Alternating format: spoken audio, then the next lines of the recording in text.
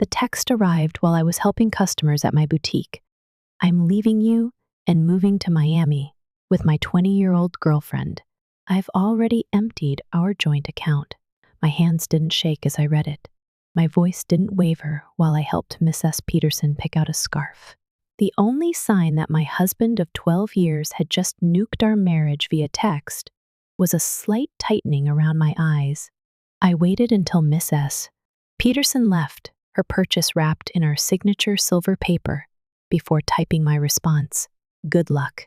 My name is Cly. He'd changed the passwords on his phone weeks ago just as he'd started hitting the gym and buying new clothes, chasing a version of his youth that had long since passed. 3 months earlier, I'd found a receipt for dinner for 2 at an expensive restaurant on a night he claimed to be working late.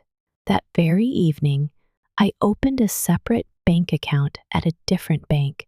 A week later, when he mentioned wanting to combine our finances to simplify things, I smiled and agreed while quietly moving all my personal savings into that new account. The joint account he had just emptied? It held just enough to keep him from getting suspicious about 2 months' worth of regular deposits. The rest had been moved, safely tucked away, along with detailed records of every suspicious transaction he'd made over the past year. My phone buzzed again. Don't bother begging. Melissa and I leave tomorrow. I'll send for my things later. Melissa, the new receptionist at his office. I'd met her at the company Christmas party. I remembered how she laughed a little too loud at Mark's jokes, how she touched his arm when she thought no one was watching. She was young enough to be his daughter, and naive enough to think she was special. I didn't respond. Instead, I called my lawyer, the one I consulted 2 months ago, after discovering hotel charges on our credit card. I told her that he'd made his move, and the papers were ready. She said she'd file them first thing in the morning, asked if I wanted him served in Miami. Mark texted again. I know this must be hard for you. You're not getting any younger after all. At least you have your little shop to keep you busy. My little shop, the successful boutique I'd built from scratch. It brought in more income than his middle management salary ever had. Profits that I kept carefully and legally separate from our joint finances. I smiled at the thought of the certified letters that would be waiting for him in Miami. Let him enjoy his little moment of triumph. That evening, I stayed in our house, the one I'd inherited from my grandmother, and kept solely in my name, despite Mark's repeated efforts to be added to the deed. I worked by instinct, organizing all the necessary paperwork for my attorney. I even pulled out our wedding album.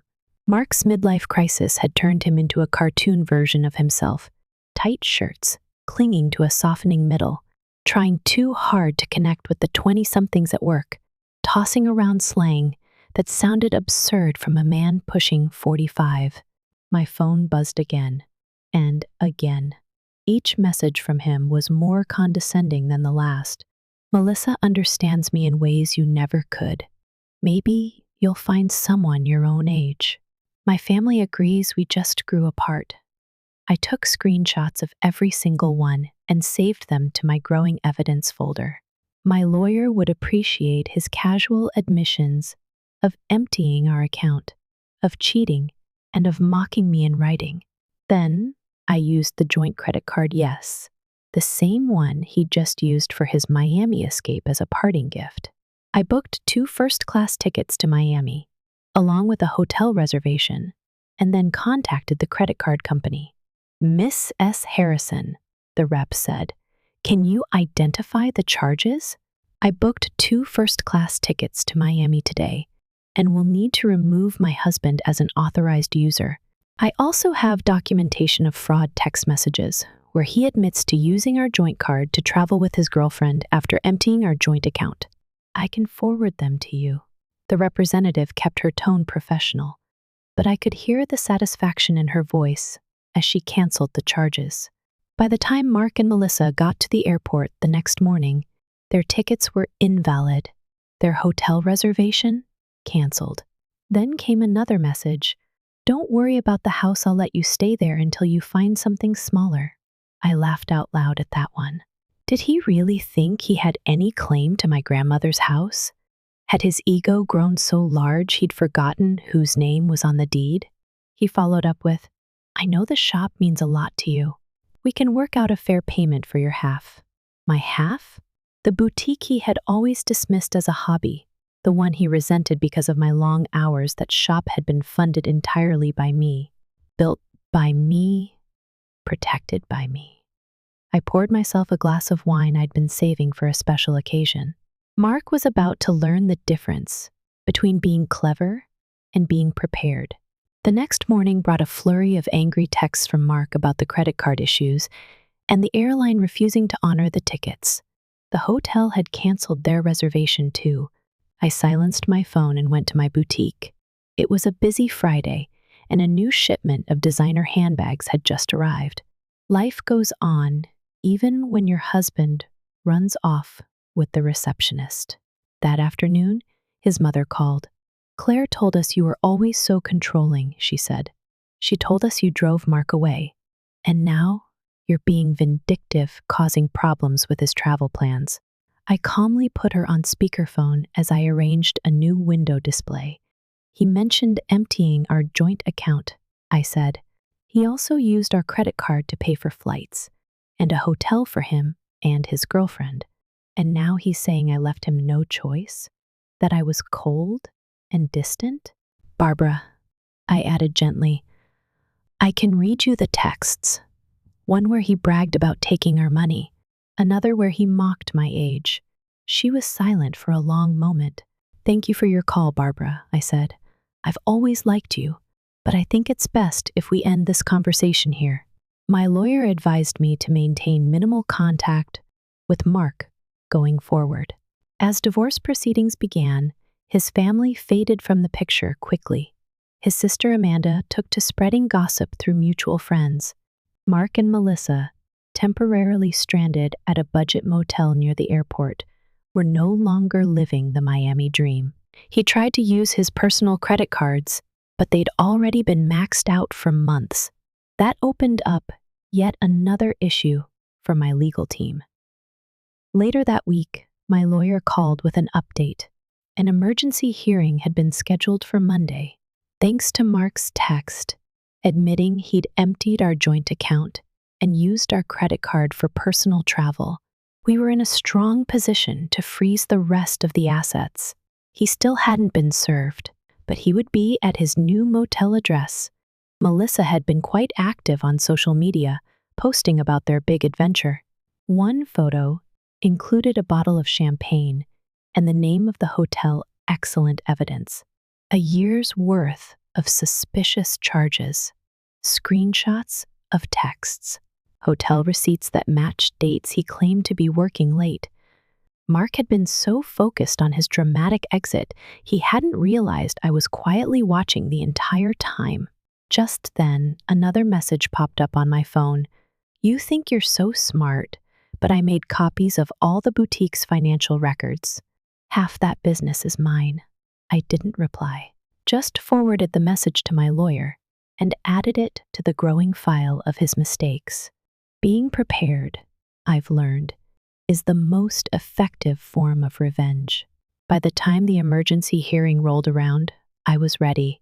Mark showed up wearing designer jeans far too tight for his age and a blazer that practically screamed midlife crisis.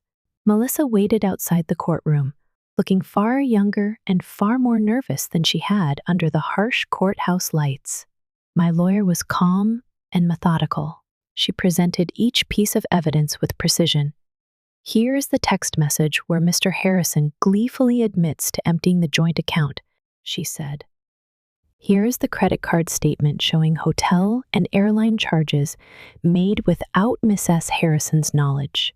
And here are the screenshots of further messages, where he mocks her age, claims entitlement to her boutique, and outlines his premeditated plans." Mark's lawyer tried to frame me as calculating and vindictive. "She planned all of this," he said. "Miss S. Harrison's actions were coordinated and cold." My attorney leaned forward. "What you call vindictive," she replied, "we call prudent. My client protected her assets and kept careful records of her husband's suspicious activity. The judge reviewed every document: the property deed to the house, the boutique's incorporation papers, the clearly separated business accounts. Then he turned to Mark. "You admit to draining the joint account and charging a romantic getaway on a shared credit card," the judge said. "And now you claim a right to property that was never part of the marriage agreement?" Mark fidgeted in his too tight jeans. His lawyer tried one last time to spin the story. "My client made poor decisions. Yes, but he was a supporter of the business during the marriage. He deserves a portion of what they built together." The judge frowned. Miss S. Harrison's business was established before the marriage and kept legally separate throughout. Every dollar invested and earned is accounted for. I watched Mark's face as the truth set in. He'd thought he could raid our finances, run off with a younger woman, and still walk away with half of everything I'd built. He never understood why I insisted on keeping my accounts, my name, my plans separate. The judge froze all joint assets until the final settlement. Mark was ordered to return the funds he'd taken from the joint account within 24 hours. "I already spent the money," Mark mumbled. "Maybe we can work something out." The judge cut him off. Outside the courthouse, Melissa whispered something to him about their Miami plans, but I didn't hear his reply. I was already walking away, the sound of my heels echoing through the marble floor as I headed back to the life and business he never respected. In the weeks that followed the emergency hearing, Mark grew increasingly desperate. He tried filing motion after motion, attempting to claim the money he had already spent. My lawyer tracked his movements through public records, social media posts, and the occasional whispered update from Amanda, his sister, who now avoided him in public. One post from Melissa showed them back at her tiny studio apartment. They were no longer sipping champagne in luxury hotels. Reality had set in. Living on a receptionist's salary wasn't as glamorous as they imagined. Mark's family began reaching out to me again. The tone had changed. Amanda, once eager to repeat his lies, now admitted he'd been controlling. "We thought you were exaggerating," she said. "But we saw those texts, the ones where he bragged about taking your money. That's not the brother I thought I knew." Even his mother called again, this time in tears. "I raised him better than that," she said. "Those things he said about your age, replacing you with someone younger. It's cruel. I'm sorry." Meanwhile, something strange and beautiful began happening at my boutique. Women started showing up not just to shop, but to offer support. Some shared their own stories. Some left with more than they planned to buy, after conversations that turned into quiet moments of connection. One woman, mid-purchase of a designer handbag, leaned over and said softly, "My ex tried the same thing. Thought I'd crumble, but I got stronger, just like you." My phone buzzed constantly with messages from Mark. His tone swung wildly: rage, then remorse, then manipulation. I never replied, just forwarded them to my lawyer, who was building an even stronger case. Melissa, I heard through mutual acquaintances, was starting to have second thoughts. Living in a cramped studio with a middle-aged man who couldn't afford dinner without a shared card, that lost its charm fast. The age gap that once felt thrilling in whispered hotel meetings was now exposed under fluorescent kitchen lights and late rent notices. She'd started posting vague complaints about toxic relationships. My lawyer shared that Melissa had recently removed her relationship status. Not a surprise. At first, I felt a little sorry for Mark, but that pity quickly evaporated when I remembered how he'd mocked my age, claimed I'd be helpless without him, and tried to take what I had built with my own two hands. I replaced pity with pride, quiet strength, the kind that shows up when you're no longer afraid to stand on your own. The final divorce hearing painted a very different picture than Mark had expected. Gone was the cocky man from our last court date. In his place was someone clearly unraveling. Melissa didn't come this time.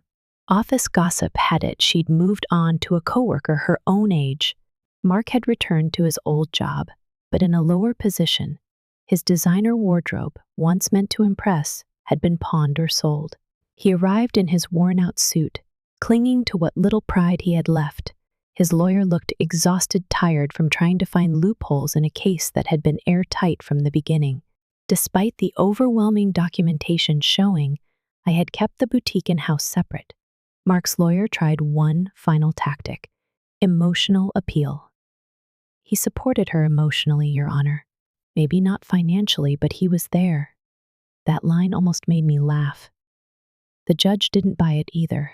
Miss S. Harrison maintained her business independently, with separate accounts, separate taxes, and zero shared liability, the judge said, flipping through pages of organized paperwork. Mark's lawyer kept going, trying to call the boutique a hobby, referencing social media posts where Mark had downplayed it.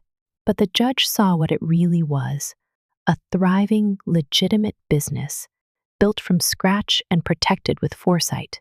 You dismissed your wife's work as a hobby, the judge told him, and now you want half of it? The final ruling was swift. I kept the house. I kept the boutique. Every personal asset. I had remained mine. Mark walked away with his car worth less than what he owed on it, and his personal belongings.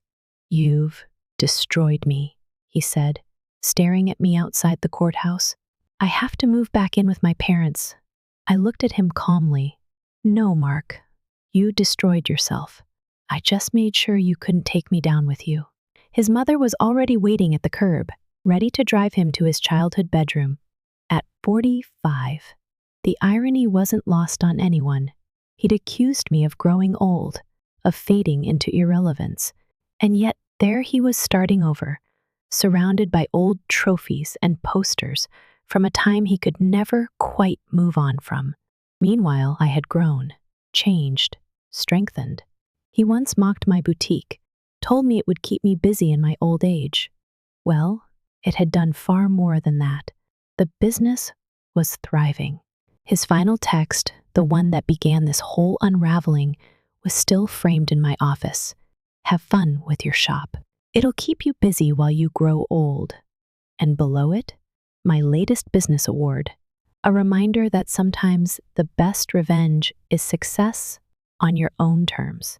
How's your day going so far? I hope you're staying well and feeling okay today. 6 months after the divorce was finalized, the boutique opened its second location. It felt surreal. While Mark struggled to rebuild a life he'd recklessly thrown away, the little shop he used to belittle had blossomed into something even he couldn't have imagined. I'd hired 3 new employees, launched an online store, and word of Mark's downfall had begun to circulate through mutual friends, whispered conversations, and social media. He'd tried dating again. His profile, I heard, still described him as young at heart, but his photo was clearly outdated. Women his age weren't interested in a man living in his parents' house, and younger women? Melissa had made sure they'd heard the stories. She'd shared screenshots with her friends, texts he'd sent during their breakup, complaints about money, age, and how ungrateful I'd been. It backfired. Badly. One afternoon, Amanda stopped by the boutique unannounced. Her presence was unexpected, but she wasn't there to defend her brother. HR added a complaint to his file, she said, running her fingers across a silk scarf. About the relationship with Melissa, the gossip didn't help. She looked tired, worn out by the family drama, the shame, and the truth they'd all refused to see until it was too late. My lawyer continued sending updates. Mark was still trying to challenge the settlement. Every petition he filed was dismissed. His arguments flimsy, desperate were based on his own admitted actions. In one hearing, he claimed his text about emptying the joint account had been a joke. The judge actually laughed out loud. Meanwhile, business picked up. Local magazines wanted to feature my story not as a tale of betrayal, but as an example of business resilience. Women entrepreneurs reached out, asking for advice on how to keep finances separate. I welcomed them all. The best protection, I told a young woman one afternoon, is preparation. She reminded me a little of Melissa, not in age, but in hopefulness. I could tell she was still learning to trust herself. I looked her in the eye and said gently, "Always listen to your instincts." Mark's mother called occasionally, usually after one of his self-destructive attempts at fixing his life had failed. There was the time he tried online gambling, then a pyramid scheme that promised fast returns, then another job when he left after just 2 weeks. During one call, his father and I agreed to help, but only if Mark took accountability. He didn't. Instead, he blamed everyone else. Me, Melissa, even his old company. I stayed polite, but distant. Their drama was no longer mine to manage. I had moved on. Plans for a third boutique location were already in motion, along with a new line of luxury accessories. We were partnering with a local artisan to create exclusive designs. My assistant manager handled most of the inventory now, and I found joy in mentoring younger women entering the business world.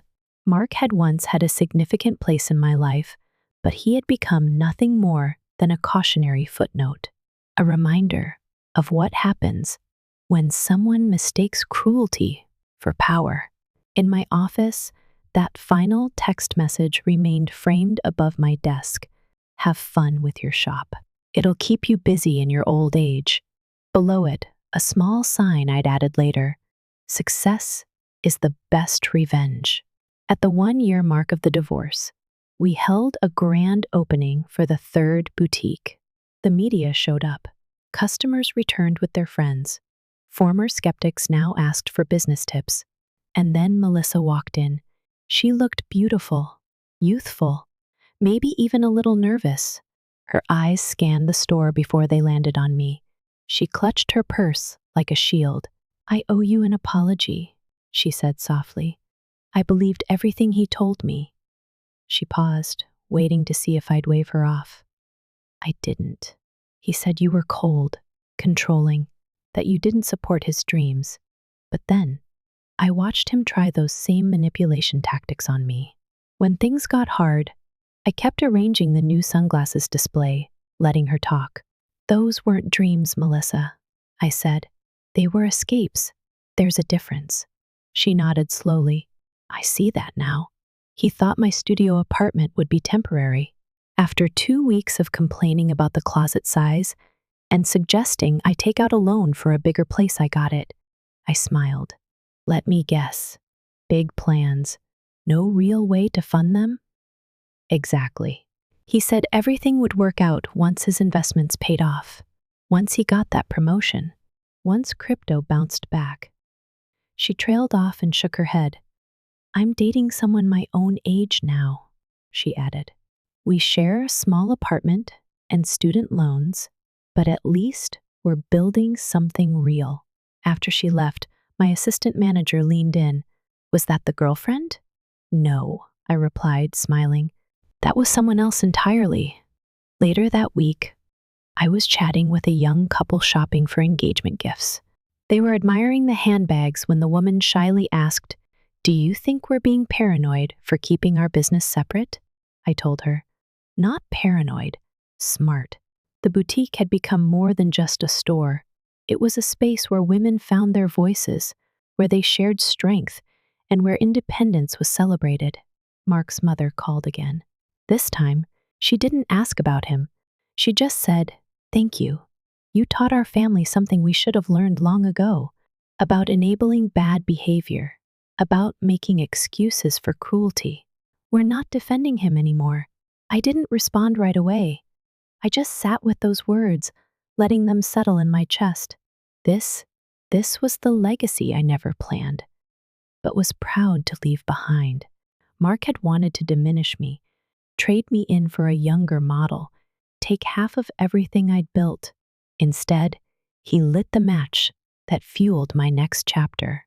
How are you holding up today? Don't forget to take a deep breath. and be kind to yourself. My phone buzzed with another message from my lawyer. Mark filed yet another petition to revisit the settlement. The judge dismissed it immediately and ordered him to pay court costs. Thought you'd enjoy that. I smiled. He was still trying to rewrite the ending, still clinging to the version of events where he came out on top. But that ending had been sealed the moment he underestimated me. Sometimes the best revenge isn't about getting even, it's about getting better. 2 years after his final text message, I received an invitation to speak at a women's business conference. The topic? Not betrayal, not divorce, but building and protecting a successful business. My story had shifted from cautionary tale to inspiration. During the Q&A session, a woman raised her hand. My husband says I'm being paranoid, keeping our business finances separate. He says, marriage means sharing everything. What do you think? I didn't hesitate. My ex-husband said the same thing. I told her. Right up until he tried to claim half my business in the divorce, trust your instincts.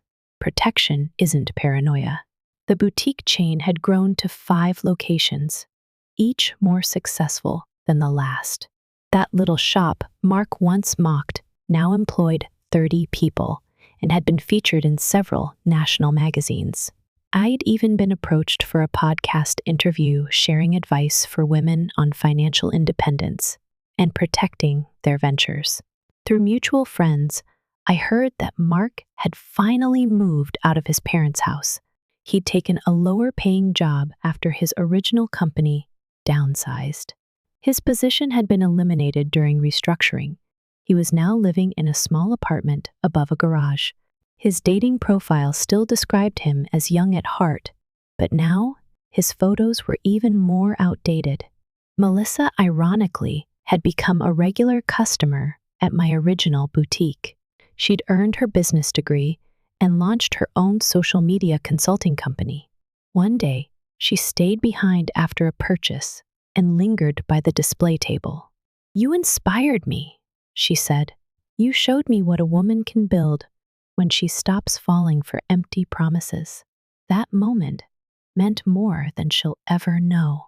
I kept Mark's cruel text message framed in my office, not as a wound, but as a milestone, a reminder of how far I'd come. Below it hung the award I received for being a rising entrepreneur in local commerce. The boutique had become a symbol not just of business success, but of reclaiming something once threatened.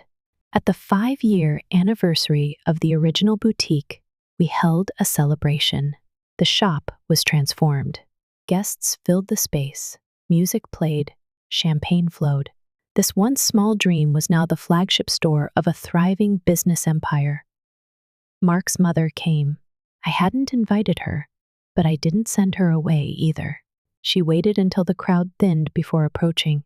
I saw Mark yesterday, she said, smoothing the designer dress she'd bought from my store. He was talking about his glory days, about the life he could have had. She looked me in the eye. He still doesn't understand that he didn't lose everything in the divorce. He threw it away. I thought about that text. That moment he pressed send, believing it was a final word, believing I'd crumble, believing that his betrayal would leave me hollow and desperate. But he was wrong. Each new boutique location, each hire, each milestone proved something different. It proved that when women stop dimming their light to protect insecure men, they shine brighter than ever. As I finished thanking guests that evening, one of our newest employees, a young woman, also coincidentally named Melissa, walked up with a question about the inventory system. I smiled as I helped her, and as I glanced at my reflection in the store window, I saw the truth he never could. I wasn't a woman growing old. I was a woman growing wiser, stronger, and more unstoppable. That text he meant as the end? It had been my beginning. Not just for me, but for every woman who has ever been underestimated, betrayed, or told to shrink herself for someone else's comfort. Success didn't just follow the pain, it grew from it. And in the end, I didn't just survive him, I thrived beyond him. Thank you for staying with this story to the end. It means a lot. And hey, how are you really doing today? Just checking in. Life doesn't always go the way we expect. Sometimes, the people we trust most walk away, leaving behind nothing but questions and heartache. But as this story shows, betrayal isn't the end, it can be the beginning of something far more powerful. The key message here is clear: prepare, protect, and never underestimate your own strength. For many of us over 65, we've seen our share of storms, financial losses, broken relationships, unexpected changes. But what matters is how we face those moments. The woman in this story didn't just survive her husband's betrayal, she used it as fuel to grow. With quiet determination and careful planning, she turned a painful ending into a successful new chapter. She didn't seek revenge through cruelty. She found it in confidence, growth, and grace. This story reminds us that age is not a limit, it's an advantage. Wisdom, resilience, and the courage to rebuild come with experience. Whether you're starting over or simply protecting what you've built, remember, your story isn't over until you say it is. So, if someone ever tries to dim your light, shine brighter. And always, always trust your instincts. You're stronger than you think.